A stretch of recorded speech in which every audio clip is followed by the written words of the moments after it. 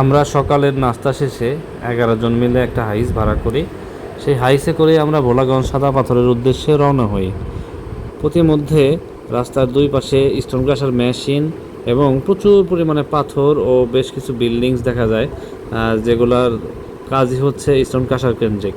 দূর পাহাড় দেখা যাচ্ছে, যে পাহাড়গুলো আসলে আমাদের ইন্ডিয়াতে, আমাদের বাংলাদেশের মধ্যে পড়ে নাই। আমরা ভোলাগঞ্জের একদম কাছাকাছি চলে আসছি।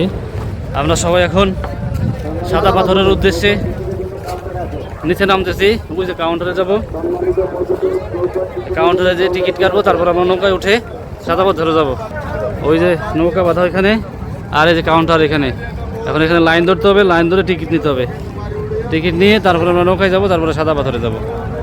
আমরা নৌকা টিকিট কেটেছি, নৌকায় এখন আমরা উঠে পড়েছি। দুইটা নৌকা নিয়েছি আমরা, 11 জন, যেহেতু দুইটা নৌকা নিতে হয়েছে আমাদেরকে। নৌকা প্রতি ভাড়া হচ্ছে 800 টাকা। আপনি 5 জন যান আর 6 জন যান, 8 জন যান, সর্বোচ্চ 8 জন যেতে পারবেন, কিন্তু দিতে হবে 800 টাকা করে। দুইটা নৌকা নিয়েছি আমরা, দুইটি নৌকাতে আমরা 11 জন রওনা হলাম। এই যে জায়গা নৌকাগুলো দেখা যাচ্ছে, এই নৌকাগুলো মূলত মাছ ধরতেছে না, এরা এই নদীতে পাথর তুলতেছে। এদের প্রধান কাজই হচ্ছে পাথর তোলা, এবং সেই পাথরগুলো এরা বিক্রি করে থাকে। দূরে যে পাহাড় দেখতে পাচ্ছেন, আমরা ওই পাহাড়ের পাদদেশে যাব। এটা হচ্ছে মেঘালয়, ইন্ডিয়াতে পড়ছে। নদীপথ নৌকায় পার হয়ে এখন হাঁটবো। হাঁটতে হাঁটতে ওই সামনে আমাদের যেতে হবে। সবাই সেলফি তুলতেছে, সেলফি। আমি সেলফি তুলতেছি না। সবাই আসো, সবাই আসো, সবাই আসো। এই যে আমরা সবাই 11 জন, ওরা 11 জন, ওরা 11 জন। আমরা সান্ডা খুঁজতেছি। সান্ডা মরুভূমিতে সান্ডা পাওয়া যায়। আমরা আজকে সান্ডা খুঁজবো। মরুভূমি শুধু বালু আর বালু, যত দূর চোখ যায় বালু, আর ওই বালুর ওই পাশে পাহাড়। আমরা সাদা পাথরে চলে আসছি। একদম পানির যে অরিজিনাল যে সাউন্ডটা, সেই সাউন্ডটা দেখেন। এটা হচ্ছে ইন্ডিয়া থেকে ধেয়ে আসছে পানিটা, এবং আমাদের বাংলাদেশের মধ্যে বয়ে গেছে।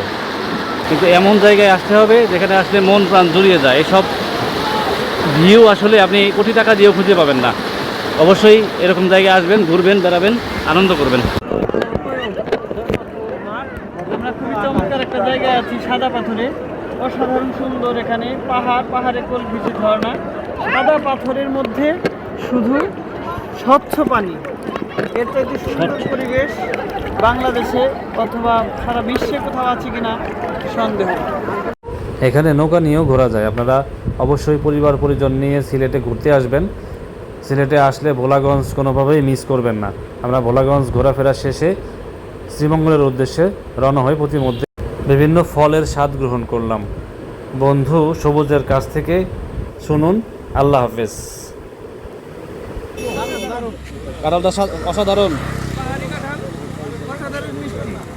মিষ্টির লাগে।